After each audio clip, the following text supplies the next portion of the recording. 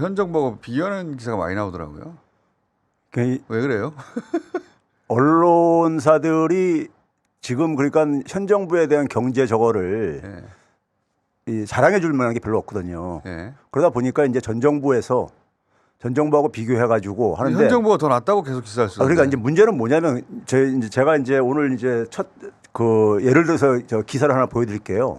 아시아 경제라는 데서 이제 보도가 나왔는데 제가 별로 평상시엔 관심이 없는 매체인데 이게 포털의 상단에 딱 떠요.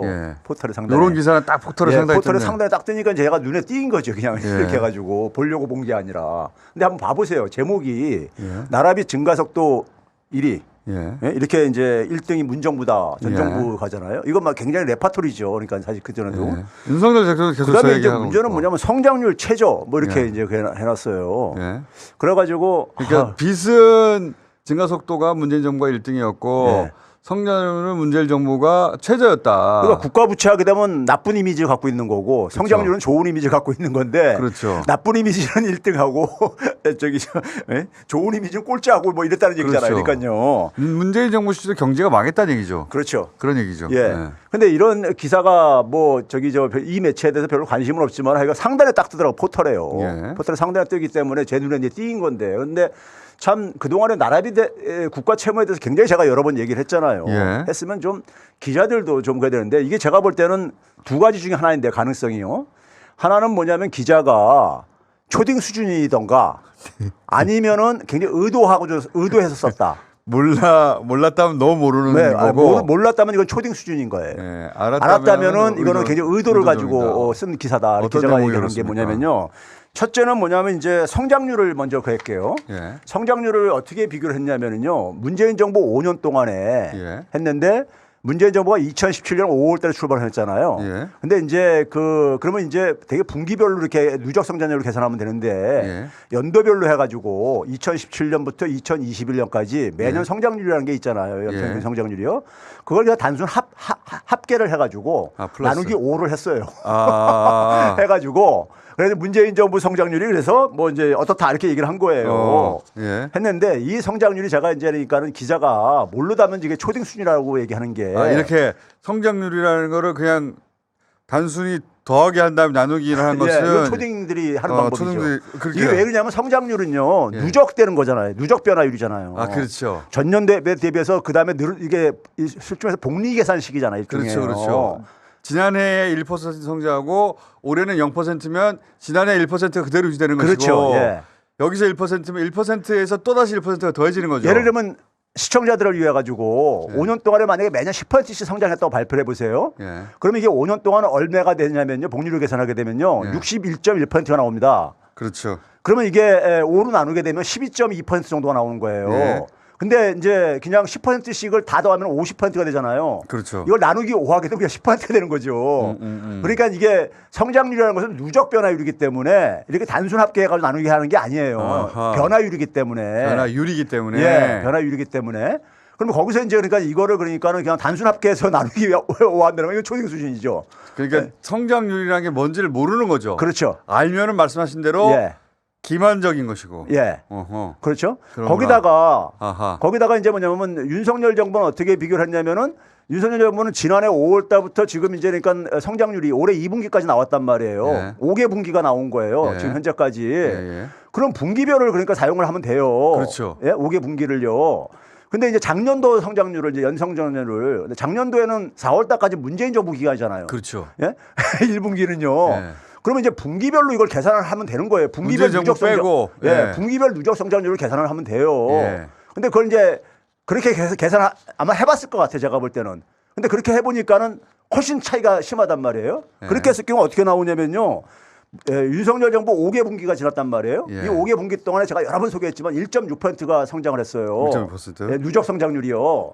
근데 문재인 정부에서는 이 5개 분기로 기준을 하게 되면은 3.1%로 2배 정도 된다고요. 2배가 더 높아. 문재인 정부가. 2배가 높다고요. 그러니까 이렇게 해보니까 이게 안 되니까는. 안 되니까 이제 단순 합계 더해가지고 나누기하고 2020이라고 비교를 한 거죠.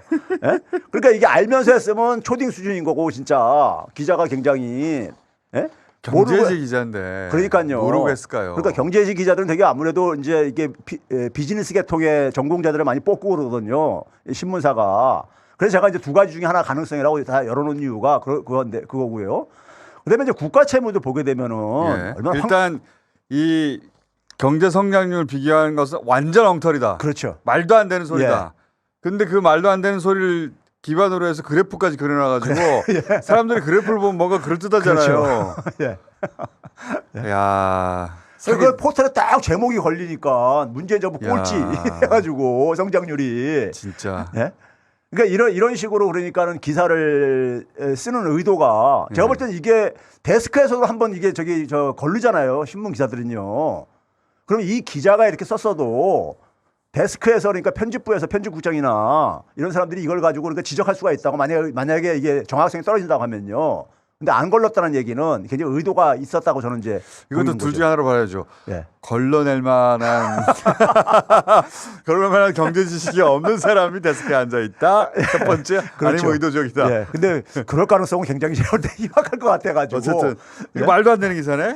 경제지에서 그래도 어쨌든 간에 10년 이상 해야지 데스크에 앉아 있을 수 있는 거 아니에요? 그러면 그 정도는 알 수 있을 가능성이 높죠. 하여튼 첫 번째 완전 엉터리 기사고. 근데 국가 채무는요. 어떻게 계산했냐면은 국가 채무는요. 어떻게 계산했냐면은 이제 문재인 정부 5년을 이제 마찬가지로 이제 계산을 한 거예요.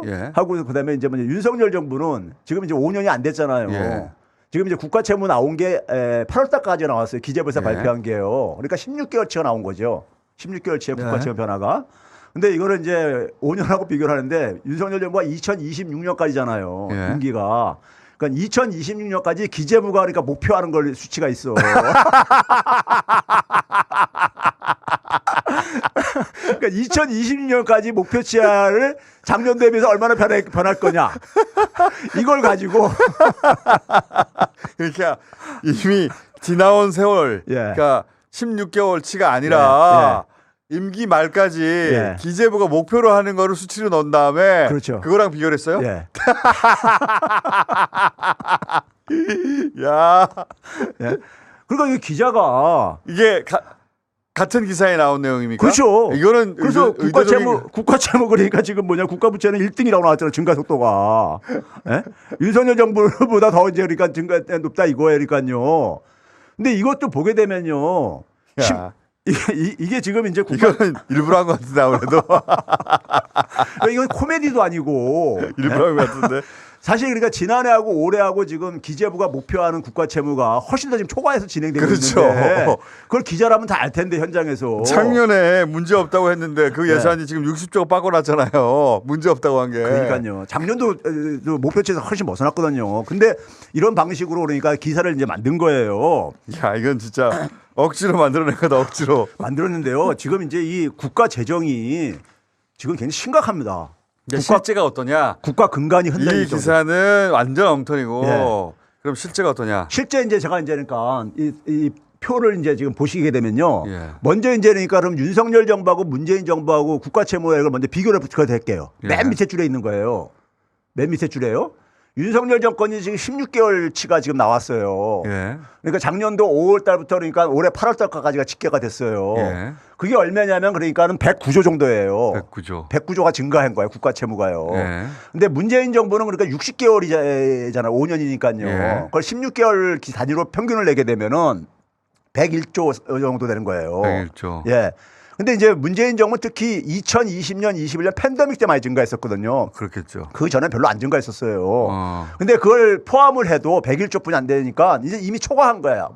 윤석열 정부에서 평균이. 팬데믹 종료됐다고 하는데 팬데믹에 한참인 기간이 끼어 있는 문재인 정부 그 뭡니까? 빚을 초과했다. 그렇죠. 그러니까 이제는 맨날 떠드는 얘기가 뭐냐면 재정 파탄 이런 얘기를 하고 그랬는데 문재인 정부에서 이제 그 얘기도 이제 할 수가 없게 돼버렸어. 그렇죠. 자기들이 빚이 더 많으니까. 더 많아.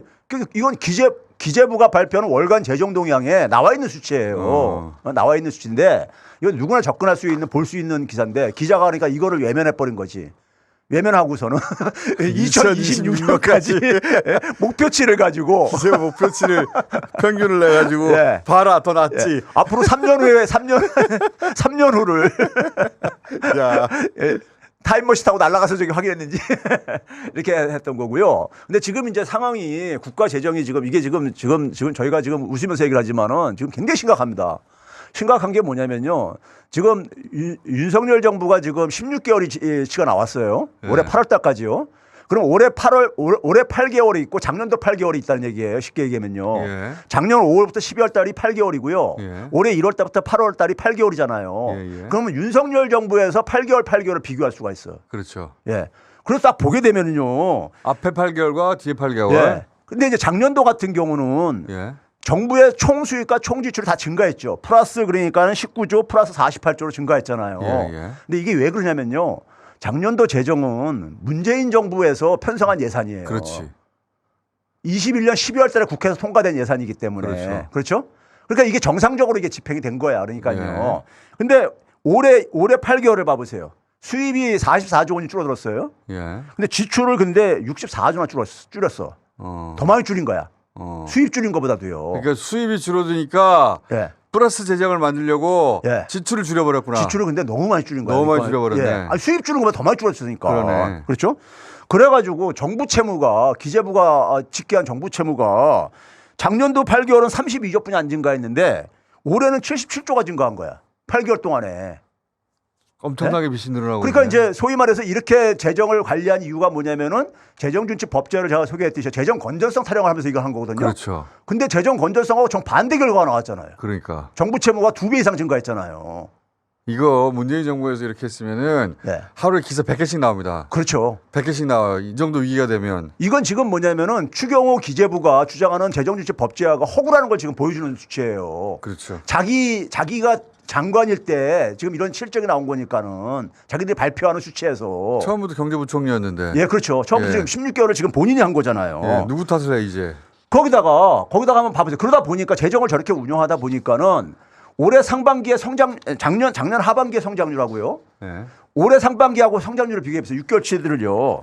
작년은 0.6%포인트로 증가를 했어. 어쨌든 간에. 예. 근데 올해는 그러니까 아니죠. 이게 그러니까 이제 그 성장률은 1.2%가 증가해서 작년에는요. 예. 근데 올해는 그러니까 0.9%뿐이 안 증가했잖아요. 아, 경제 성장률. 예. 예. 그리고 이제 GDP 대비 정부 채무도 예. GDP 대비 정부 채무도 작년에는 0.6%포인트뿐이 안 증가했는데 올해는 그 3배 이상인 1.9%포인트나 증가했다고. 올해 여하간 핵심 뭐냐면 올해 엄청나게 빚이 늘어나고 있다. 경제 성장률은 떨어지고 그렇죠. 있고.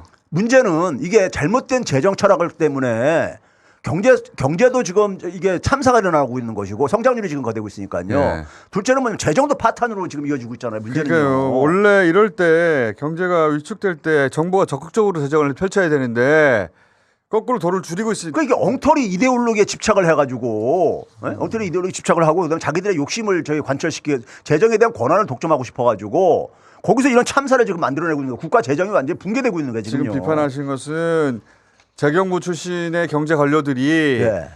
정부 예산에 대한 권한을 가지려고 재정 그렇죠. 정책을 법제화시키게 되면은 법제화시키려고 예. 하는데 그런데 그걸 관철시키려고 하다 보니 재정 지출을 저렇게 대폭 줄이는 거야. 그러니까 수입이 줄어들면 수입이 줄어들면 플러스를 만들려면 지출을 더 줄여야 되잖아요. 그렇죠. 그러니까 지출을 엄청나게 줄여가지고 실제로는 국가 재정 지출이 엄청 줄어서 사실 꼭 써야 될 때 안 쓰고 있잖아요. 그럼 성장률이 떨어질 게 아닙니까? 그럼 경제 성장률이 떨어지잖아요. 그럼 또 수입도 줄어들어. 그 수익이 지금 역대급으로 떨어지고 있잖아요. 그러니까 악순환고리가 만들어지면서 예. 경제가 파탄 나는 거예요 지금요. 국가 재정도 붕괴되고 문제는. 근데 그 미국이 아니지 어디죠? IMF 회의 가가지고 예. 한국이 내년에는 아직도 오지도 않았는데 내년에는 그러니까 주요 국가 중에 유일하게 2%대 성장을 한다고 그랬던가요? 그 상저하고 예. 그거 1월 초부터 지금까지 계속 하는 거하고 똑같아요. 이 양반들 얘기하는 건요 항상 오지 않은 그러니까 오지 않은 미래를 가지고 얘기를 해. 곧 밝은 미래가 펼쳐진다는 얘기를 계속해요. 예. 상저하고 아직도 하고 있잖아요. 그러니까요. 올해 다 지나갔는데 예. 아직도 하고가 언제 오냐고 대체. 그래서 지금 보게 되면요. 이 지금 그 국제 비교를 제가 하나 한 게 올해 상반기에 국제 비교는 이게 처음 저 소개하는 걸 텐데 한국이 그러니까는 정부 채무 증가율은 제일 높고 그러네요. 성장률은 제일 낮고 그러네. 그러니까 제가 얘기했잖아요. 재정이 파탄되고 경제가 참사 사태로 지금 이어지고 있다고 잘못된 재정 운용, 재정 철학까지 재정 이데올로기를 고집하다 보니까 이게 지금 그게 거기 이런 상황에서도 중국하고도 사이가 안 좋으니까 수출은 안 되고 수입은 더 줄고 수출보다. 예. 그래서 불황형 흑자가 계속 이어지고 그러다 보니까 이 기사들도 수출 얘기 나왔으니까 그런데 10월달 이제 10일치가 수출이 발표됐잖아요. 10월달 10일치가 발표됐습니까? 예, 10일치가 발표돼가지고 그것도 했는데 언론들이 보게 되면요. 언론 기사들 한번 좀 띄워봐 보세요. 언론 기사들 올리게 되면은 다음 자료에 있을 텐데, 이 언론 이제 기사들 보게 되면 우리 연합뉴스부터 해가지고 제가 모르니까 한 5개 정도만 지면상으로 5개 정도만 이렇게 소개한 건데 한겨레, 경향, 서울경제, 이데일리 이건 뭐 저기 소위 말해서 가릴 것 없이 뭐냐면 10월자 수출 반등 조짐 뭐 이런 식의 이제 그러니까요. 수출 회복세 뚜렷 뭐 이런 식으로 이제 연합이 그렇게 내니까요. 뭐 이렇게 내는 연합이 그래도 가장 드라이하게 냈어요 사실은요. 드라이하게 냈는데 나머지 신문들은 그러니까는 연합은 제가 하도 그동안에 지적해서 이제 드라이하게 냈는데 나머지 신문들은 그냥 보니까는 뭐 한겨레 경향을 포함해서 나머지 그러니까 저쪽에 있는 신문들도 보게 되면 수출 회복세 뚜렷 뭐 이런 식으로 나왔어요. 반등 시동 뭐 이렇게. 근데 이제 실제를 한번 봐봅시다. 실제? 여기까지만 하죠. 실제를 한번 봐보세요. 실제를 보게 되면은 이거 봐보세요. 수출액이 이게 이제 100만 달러가 던 단위가요. 그러니까 수출액이 이번 달 10월치가 그러면 116억 달러가 나온 거예요. 11587이니까요. 116억 달러. 이게 단위가 100만 달러거든요. 그러니까 116억 달러 나왔는데 이게 보게 되면 2018년도가 144억 달러였었어. 그러니까 2018년 이전 수준으로 간 거잖아요. 그 11치 통계낸 게 2016년부터 이제 내기 시작하거든요. 관세청에서. 그래서 그 이전은 비교도 할 수 없는데 근데 무역 수지도 봐보세요. 무역 수지도 보게 되면은 53억 달러나 적자가 나왔어. 11일 동안에요. 근데 이게 과거와 비교해 볼 때도 적자도 되게 크고 수출은 그러니까는 사실 2018년 이전 수준이고 이런 건데 여기에 그러니까 한겨레 같은 경우도 보게 되면 일평균으로는 그러니까 무역 적자가 그러니까 무슨 뭐 저기 무역 적자가 오히려 개선됐다고 이런 식으로만 이제 나오고 앉아있거든요. 반등. 반등 이렇게 가거든요. 근데 이게 일평균으로 하게 되도록 제가 저기 오른쪽에다 그랬잖아요. 1월 달이 이제 그러니까 올해 이제 그러니까는 작년 10월 달부터 수출이 마이너스로 돌아섰을 텐데 올해 2월 달에 일평균으로 하게 되면은 얼마가 나오냐면은 7억 3,400만 달러였었어요. 그런데 지금 이번 달 11월 달은 12억 달러가 나오잖아요. 12억 달러가. 그러니까 이것도 그러니까 언론들이 일평균으로 계산을 하면 되는데 안 하고 그냥 보도를 베낀 거구나. 그러니까 이게 뭐냐면 지난번에 공장장이 그랬잖아요. 이게 가로로 비교가 안 되니까 세로로 비교하고 그런다고. 그러니까 이게 세로로 비교를 한 거야. 이게 그러니까 무역 적자를.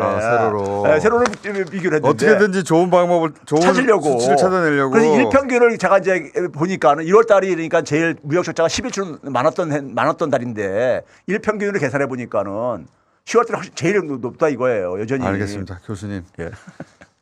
복차입니다. 따라가기가. 따라가기 복차요? 숫자가 엄청나게 등장하는데 일관되긴 해요. 어떻게든 숨기려고 한다. 어떻게든 숨기려고 하는데 실제 경제는 지금 대단한 위기다. 지금 이게 일반 국민들이 이걸 잘 체감을 못해서 그러는데 정부가 지금 경제를 망치고 있는 거예요. 정부가 가짜뉴스를 만들어내고 있는 거예요 지금. 정부가 경제를 망치고 있다니까요. 망쳤는데 망치지 않았다고 가짜뉴스를 내고 있는 거예요. 그렇죠. 그러면서 뭐냐면 재정도 그러니까는 파탄으로 지금 가고 있고. 자, 교수님 오늘 여기까지 하겠습니다. 다음 주에 또 얘기할 테니까. 최백원 교수였습니다. 감사합니다. 네, 감사합니다.